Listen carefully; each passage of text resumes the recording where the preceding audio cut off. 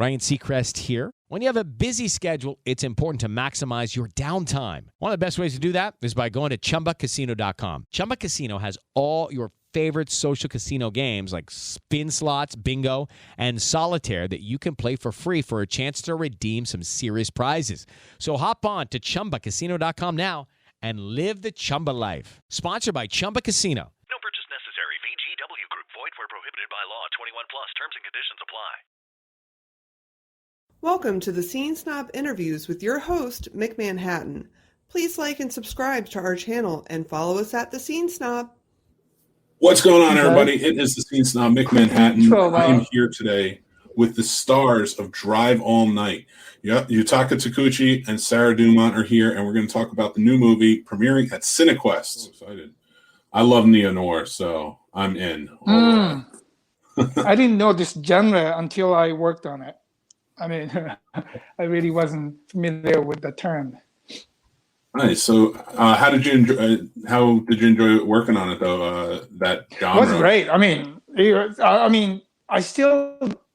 still not sure if I really understand what Neo Noir is, but what is it? So basically, like a film noir where it was, it's more of a dark and imposing. Like with Neo Noir, it's more up to date with the way it does things. It's you still have like those cast of characters. The femme fatale is in there. You have like the love interest and such to the movie, right. But the character, like this movie, from everything I'm reading, like movies like Drive and movies like Where the Monsters Roam, and Wild Goose Lake, stuff like that. It's the protagonist is kind of put through hell, not of his own fruition. So he may be the. But that sounds like a little. Every story is like that, isn't it? The protagonist. Sort of, yeah. But this is one where it's mostly you're being like the characters, thrown into this. Like you have a good type of character who would not normally, like Collateral, something like that, like where he's a character you would never think he would be a part of this hitman's life, and he's thrust into this position where it's dangerous, and now he's being hunted, and so like Neo Noir is just like that type of thriller that just kind of like sticks out and creates interesting characters who are in like this underbelly. I've always enjoyed those types of stories. There's a great one that came out. I watched it last year, and it was an indie film. It came out of China. It was called The Wild Goose Lake, and it's about this character. He's a scooter thief. Like they're stealing scooters. He's a part of this gang that does it, and the police put a big bounty out on him. So he gets this idea to have his wife turn him in so she can get the bounty because they need the money. Okay. But there's this other rival gang that are hunting him down because they want the bounty. So now, like, it becomes like this escape, like this whole thing he has to get away from, just so that way he can somehow get his wife to turn him in. It's a really well done, like, it's a great representation of Neo Noir as well. Where'd you watch it? The film festival? Last year it was a part of this film festival that the Alamo Drafthouse was doing virtually. After COVID hit, they were doing it online, and I did get to see it because I was interviewing a few of the filmmakers behind it. So it was a lot of fun. It's very brutal. Most of them are, as you know. But yeah, it was a really good time. And, I got to see a few of the things for Drive All Night too. And first of all, I love your poster. Poster is truly magnificent. They actually, Peter, the director, the writer, Peter, he showed me actually maybe 5-6 different versions of the poster, and he ended up. I mean, the one that you saw, I think that's his choice after all. But yeah, they had a pretty nice different versions of posters, including this one. Yeah, it's so well done, and with what was the big draw to this movie for you? You've been in some amazing stories, movies. I'd love to get into that, but Drive All Night, like I can see why you'd be attracted to this role, but for you, like, when you read it, what did you see? Well, first of all, I clearly remember that the few days prior to the day that I received the script from Peter through my manager, I started driving with Uber. Just, I was interested in experiencing it. And I just was simply interested in it. So I finally started driving with Uber. And 2 or 3 days later, I received a script. So I feel like, okay, I'm meant to do this, I'm sure. So even before I finished reading the entire script, I was already, intrigued. I mean, besides the story was interesting, but that fact totally encouraged me big time. Yeah. Oh, for sure. And with a role like this too, and especially the type of story that it is, it seems very, introspective in a way. Like, your character is the main goal of everything, like, in this story. So, like, your character is the most important aspect, right, really, to the story. So with all of the different projects you've had, I mean, you've been on Defenders, True Blood, things like that, where it's very open and you work with a lot of different characters all at once, and that play a role. But for you, how did you take this role that kind of focus is more inward, and what did you do with that as an actor? I'm not sure how I did it, because every character I play, the process has never been the same anyway, and I do what I do everything I can think of. So, for example, this he's a taxi driver, and he's a reclusive swing shift taxi driver.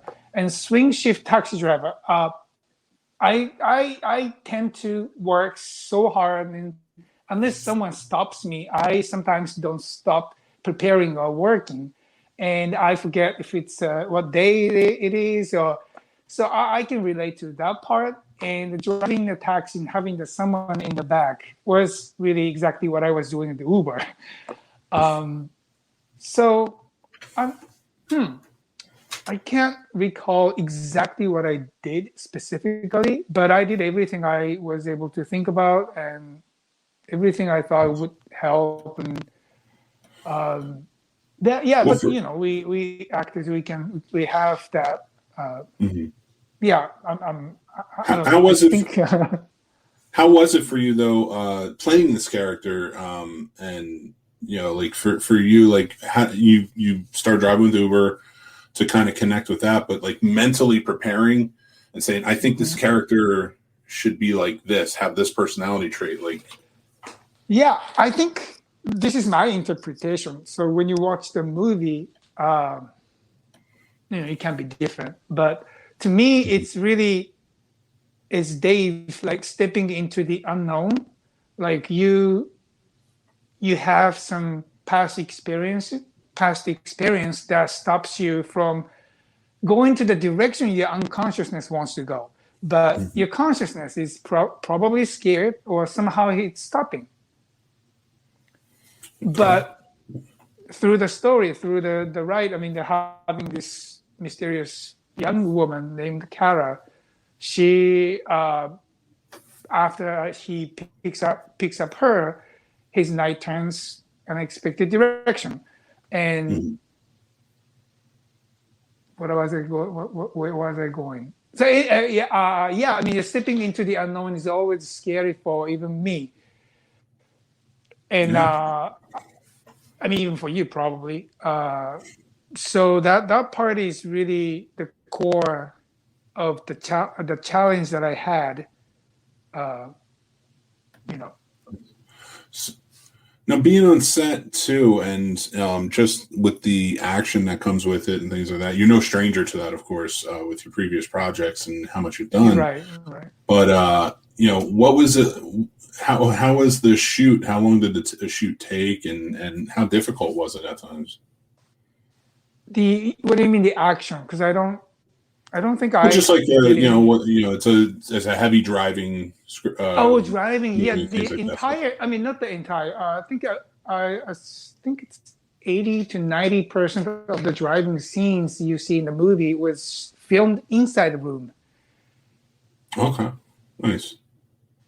They had some special equipment and have a projected on the screen, and it makes it look like I was driving, but the car wasn't really moving. So me personally, I don't like when I watch someone driving the car and not looking on the road. So I was really concerned about if I was looking, as if I'm really driving or not. And when I saw the movie, it was, it looked like okay. So I was glad. That's awesome. And so this was, I believe, the second film of the filmmaker Peter Heisch, is it? Peter Shea. I think this is his first feature film, his debut film. Nice. Directorial debut, yeah. So what was that like working with the first time, filmmaker on his I remember project? the first day that I showed up on set, he wanted to sort of test me. He asked me to blindfold it and just followed his direction, the verbal direction, then just going from one point to another inside a big room. He wanted me to trust him, but I was already trusting him as soon as I read the script. So it wasn't a big test for me, but yeah, that was interesting experience. And after that, when you see the movie, it's pretty surreal and dreamlike, mysterious story. And I usually try to picture the entire movie as I'm working on set as much as possible. But this time, I just had to give up on it. And then, because I couldn't see what he was seeing, exactly what he was seeing, the entire picture he had in his mind. I couldn't see it. So I just gave up and okay, I trust you, but I will trust you even more. And I'll just trust your word. So if you find anything fault with what I'm doing, just tell me. It was really exciting in that way. Nice, that's awesome, and you got a pretty good cast here too. How did the cast come together? How was that? Honestly, I was surprised to be able to work with such a well, they're beautiful. I mean, gorgeous in real person. Everyone was interested, not only beautiful but also personally very interesting human being. Nice. And they treated me so nice, and yeah, I really enjoyed working every one of them. I mean, I got to work mostly Cara, the Lexi, and Sarah, the Morgan, but yeah, especially those two, I worked mostly worked with them, and they were great. That's awesome. That's really cool. And yeah, so I mean, now it's premiering. How does it feel? Like, you're getting into the virtual. Fortunately, right now everything's virtual, but I'm sure the movie is going to be showing in person this year. I'm very optimistic. So, how's the rush feel doing that? Well, personally, it would be much better if I could show up and see the movie and feel the live audiences. I mean, the vibe from them at the theater. But since it doesn't happen, this is a virtual film festival. You don't have to be in the U.S. to watch the movie. Right. Anybody. I mean, whoever wants to see the movie inside the country, they can watch it, which is, I think, nice. Very cool. Yeah. And I mean, I just talking to people and like reading up on it more and more, I'm seeing great feelings about the movie, and it's awesome that it's going to be at Cinequest Film Festival, this next week, starting March 20th through 30th. Mm-hmm. So yeah, Yutaka, I'm really excited for this. I'm really excited for you. I have a feeling this movie's going to be pretty big. Sarah is joining us. I hope so. Sarah, hi. We figured out the computer. What's up? Hey, what's going on? Oh, hey, Sarah. How are you? Good, and you? Good. I feel a little old, like 90 something, trying to figure it out. I was like, I guess it hasn't started yet. And then it's like begin broadcast. I'm like, oh, wow. Okay. Oh, well, I'm glad you made it. Absolutely. I'm very excited. We were talking about the movie, just how exciting it is with being at Cinequest and premiering. No, it's a big festival. Yeah. Oh, yeah. And, it's sad to see that it's virtual again, but I've been loving the virtual. Like, everybody's been doing a really good job, and it's a good far reach for a lot of us who can't be there. Yeah, I think more people in the seats. I was talking on an interview earlier, and I was like, I actually personally, I hate like watching myself on the big screen. I don't like it. I think I focus on the wrong things. I'm like, oh my gosh, look at my pores. Like, it's ridiculous. Like, my favorite part about filming is actually filming. But I think it must be such a bummer for like the first time filmmakers where it's their first piece, like Peter, and it's on the big screen, and they're like kind of missing that experience of the first time seeing what you wrote that big with so many people watching. Yeah. Oh, for sure. And you have such a main character in this. You are in a Neo Noir, the love interest. Like the one that connects the most with her. Yeah, the lighter one, which is funny, I'm usually the opposite. How does it feel stepping into the role? No, it was good. It's good. It's like, every person has a lot of different sides to them. And I'm like, I am the mom of my group, and I'm the big sister. And I played a mother in an indie, a very different kind of movie, right before I came and did this. And so it was like, they're like, yeah, like she's got a mom and she's not, super sexualized or, just like leaning into the cliche. So I jumped on it because it's usually you look a certain way and they Google you and they're like, oh, so you're like the sex bomb. And I'm like, or not. No, you're an actor, and that's like I'm an actor. Like, I don't see you making John Hamm get naked in every movie. Well, I mean, listen, that guy's chin is a little too big for me, but whatever. No, I love John Hamm. I'm just kidding. But no, he's great. He's great. I heard that, there's like a big story in Hollywood, like how he was like so close to not getting that role that they even like kept casting to try and find someone not as good looking because they thought he was too good looking. I wish I had that problem. You do have a nice problem. You gotta come closer to the camera. Well, we were talking about neo noirs and just kind of the crime aspect and the action aspect to it. Stepping into this role and in this type of movie, I know you're no stranger to it because I've seen you in other films, especially Scout's Guide.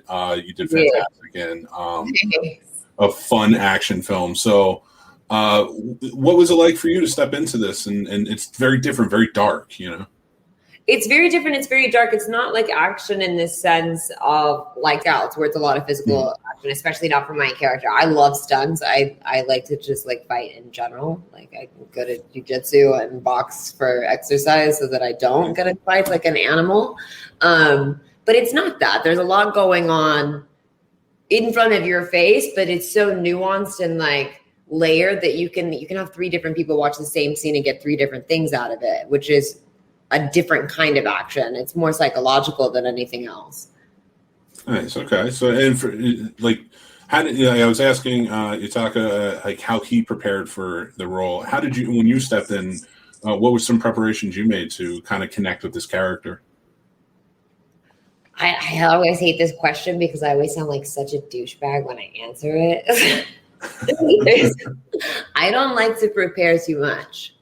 Like, I'm not in the sense of like, oh, I just like show up and like don't even try. Like, no, not at all. It's just that I think that for me, unless I'm trying to, obviously when you're doing very choreographed stunts, you want to get it perfect. Like if you can get this big stunt done right the first time, the stunt team's your best friend. It's the best people to hang out with on set. or you're maybe playing like a real person, there's a lot of prep work to do. But for me, it's like, I just like to play me in that situation and circumstance. I'm like, I've had an overactive imagination my entire life, got me in a lot of trouble as a kid. But it's like, I like to drop in when I'm dropping in. Yeah, okay. I like that answer. That's not a douchey answer. I prep too much when there's not really a need, like I'm playing an actual person or there's choreographed stunts or all these kinds of crazy dialogue. I actually really don't like to prepare too much because I feel like it loses it. Because it's like, if I would prepare, like, how am I going to say this to him and blah, blah, blah, blah, blah, then I would get it one way in my head. And then Taka comes in and it was nothing like I imagined when I read the script. Like, I didn't know him at all as a person. So then you get like the genuine reaction and the genuine, the pupils dilating and smirks and stuff. And it just kind of happens rather than, I'm going to do it like this. And it's also when Lexi starts going off on me, that point where I'm just like, wow, that's not in the script. That was just a reaction to like, you're crazy.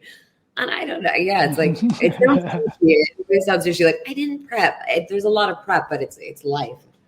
That's awesome, though. And like I said, that's a great answer. Because, I mean, coming into it from a fresh perspective, especially like, when I do stuff like this, I'm live 4 or 5 days a week, so on different things. So, and I try to do the same thing because it's just like, I feel like, I don't know if I'm sounding douchey now, but like, I feel like I bring a, more of an improv. It's more organic. I think that word, but organic. Yeah. It's a good way to put it. Like, I can at least step in and it just pushes me to be myself, I think. And I like how you said that. Yeah. And Yutaka, you said the same thing, sort of like to the answer, where it wasn't as much. Like sorry. I mean, she wasn't really present on set. That's for sure. She was. Awesome. I mean, exactly. She was who she was. I would say. So playing in this world, and where it's almost like a very mistrusting world in Neo Noir and things like that. Not that you mistrust each character mistrust each other, but there's always some sort of turmoil. That leads to a very dark place. It's just like a melodramatic version of life, though. I mean, it's true. Yeah, there's people that are like, come off happy-go-lucky. That's a defense mechanism. They don't trust you either. That's just their way of dealing with it. Yeah. They're like, I'm going to be sweet, so you have no issue to have an issue with me because I don't want you. We're all like that. We all think that. I think Neo Noir and Noir is just really just an exaggerated version of life. That's all right. I couldn't put it better myself, so I am going to leave that one right there. What I do is like to kind of finish off all interviews. I like to ask some fun questions if you guys are up for it. Okay. What are some of your top 5 remote drop movies? If it's on TV, you got to drop the remote and watch that movie right there. Fifth Element. That's a great choice.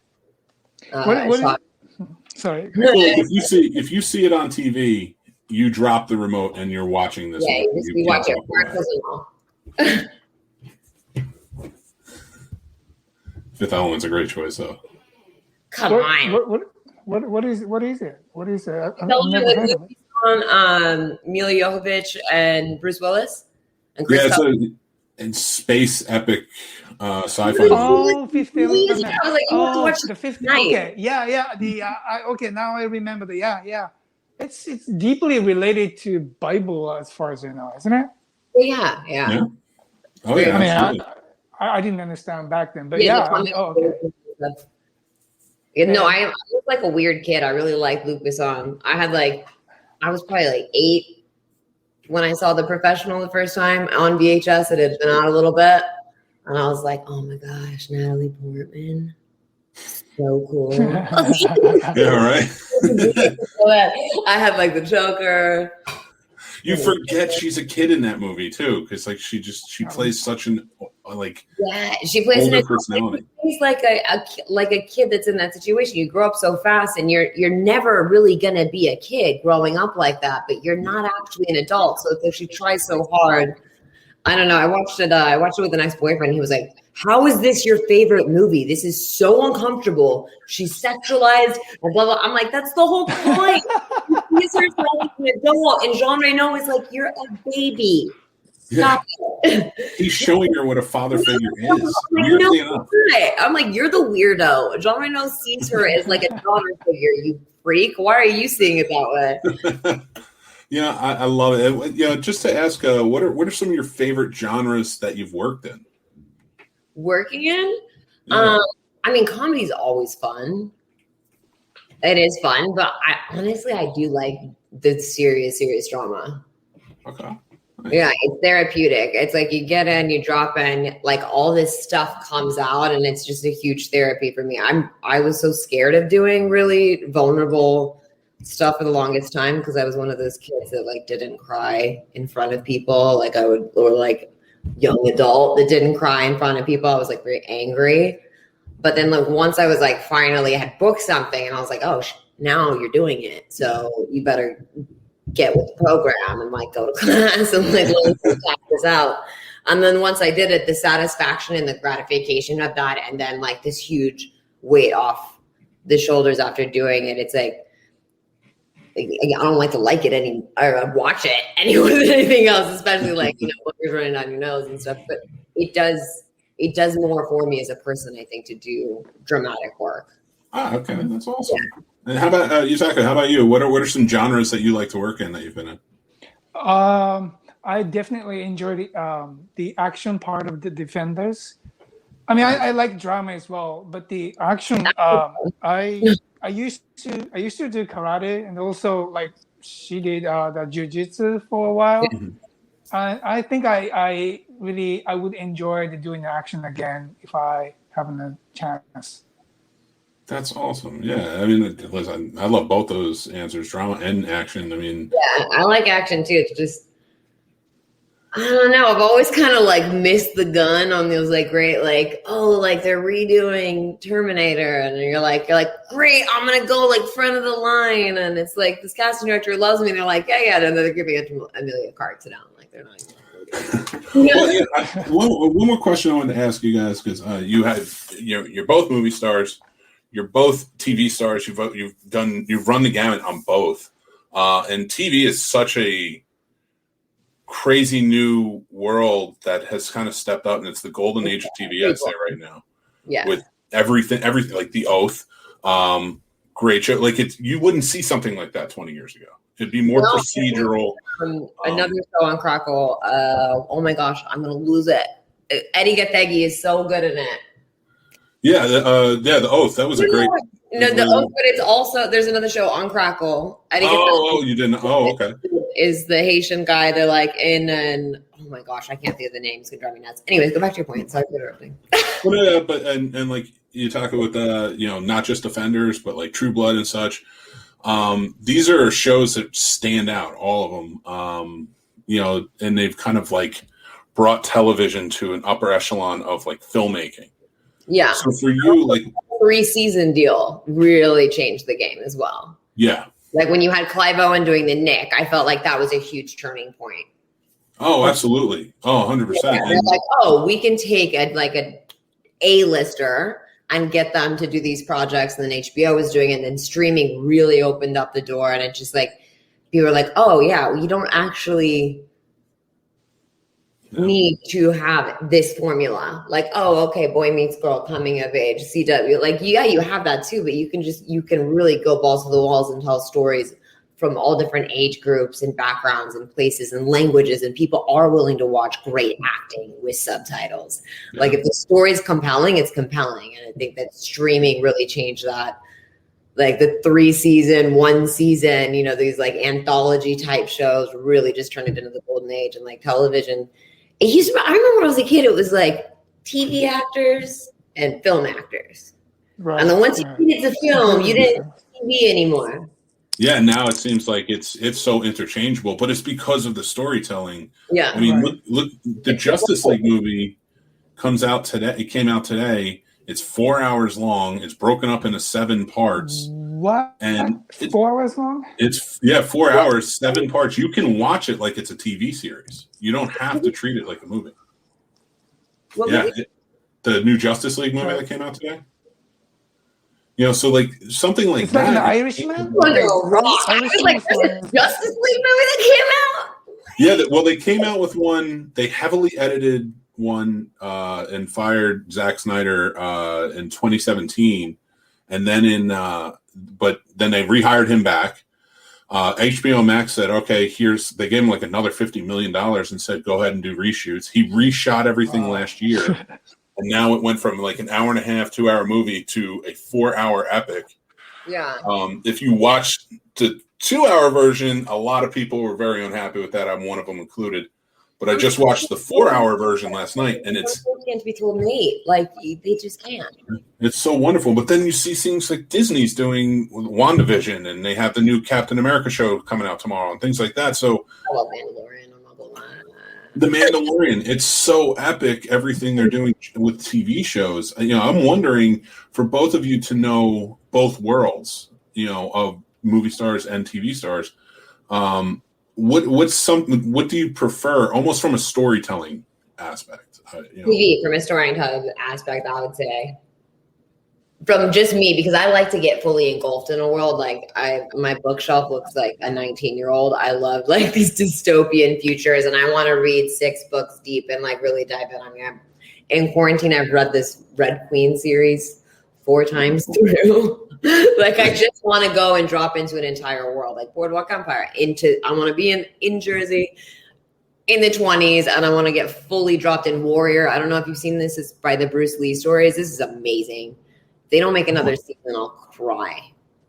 Oh, that's awesome. Yeah, no, I haven't heard of that. Yeah, but I like to drop in like that. And films are great too, but if I have to choose, I would say shows.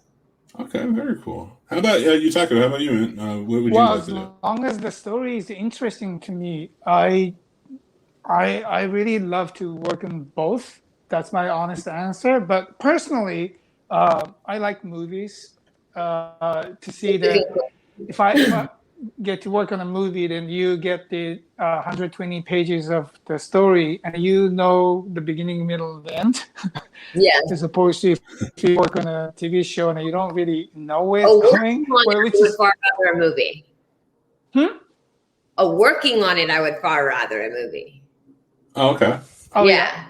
If it was like, okay, like you only get to watch one or engulf in one, I'm going to go with the show. But definitely the film, because you have the beginning, middle, and the end. You know what's happening.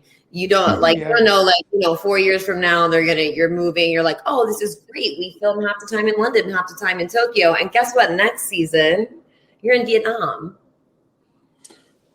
And then the season after that, and then after that, and then after that, and you're doing all these things that you never signed up for, and you're playing a character that you didn't sign up to play. It's risky. It's scary, and I think that's why it really changed when they started coming up with these anthology type series or these contract deals, because what used to be unheard of. You did a show 6-year contract, or you weren't doing it. Yeah, no, and it's now it's just so open, and like you said, like the storytelling is it's bringing it to all new heights. Like, you watch some of these shows like the Jack Ryan show, like they're in a different world every season. It's so different. So it's like, Jack Ryan. That's the Tom Clancy one with John Krasinski. Oh, did you just get booked for it, you said? No, they're books, the Jack Ryans, aren't they? Oh yeah. They've been around for a while, but they're just redid this series, and like the first season took place all over the globe. The second season was in mostly South America. So like, it's got to be fun for just to be able to world travel like that. Of course, it's fun for like the writers, the actors, the stunt team. I don't know about them line producers. I bet they're all bald. They have no nails. They're like, oh my gosh, how am I gonna do this? I will tell you this. I started out in the industry. I was a line producer, and I have hair, so I just wanted to point that out. You did a good job, then. Well, it's probably because I got out early and said, I'll do this. I kept my hair.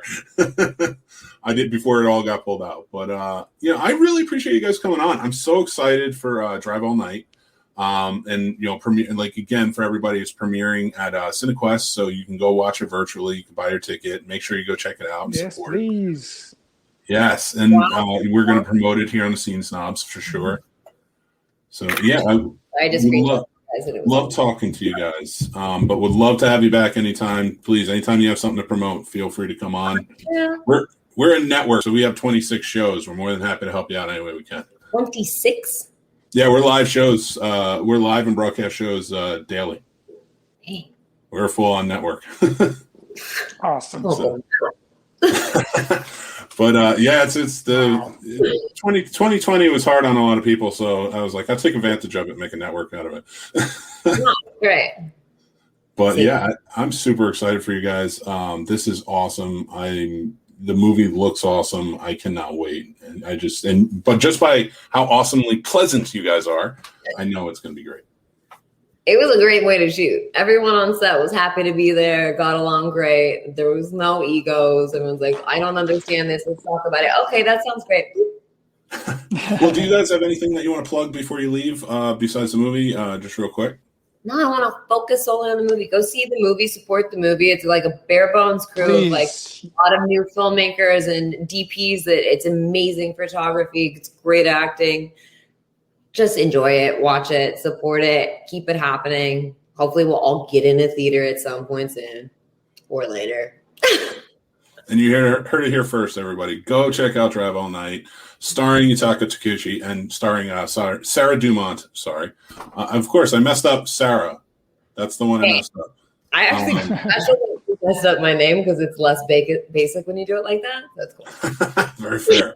And I'm, of course, Mick Manhattan, the Scene Snob. You can go check out any of our shows over on thescenesnobs.com. Thank you for joining, and we'll talk to you guys soon. Bye, guys. Good to see you, Yutaka. Thank you. Bye-bye. Awesome. And that's our show, everybody. Thanks for listening. I am Mick Manhattan, the Scene Snob. We always appreciate you guys tuning in and commenting along and everything else. Go check out this show or any of our other shows on thescenesnobs.com. Thescenesnobs.com. We love you. You guys are awesome. And if you would like, follow and subscribe to our social media. That really helps us go a long way. And please spread the word. Tell your friends. Have them come in. We love feedback and everything else. So everybody, you have a great day. Again, thanks for listening. Thescenesnobs.com. Take care, and I'll talk to you soon. Bye. How to have fun anytime, anywhere. Step 1. Go to ChumbaCasino.com. ChumbaCasino.com. Got it. Step 2. Collect your welcome bonus. Come to Papa welcome bonus. Step 3. Play hundreds of casino-style games for free. That's a lot of games. All for free? Step 4. Unleash your excitement. Woohoo! Chumba Casino has been delivering thrills for over a decade. So claim your free welcome bonus now and live the Chumba life. Visit ChumbaCasino.com. No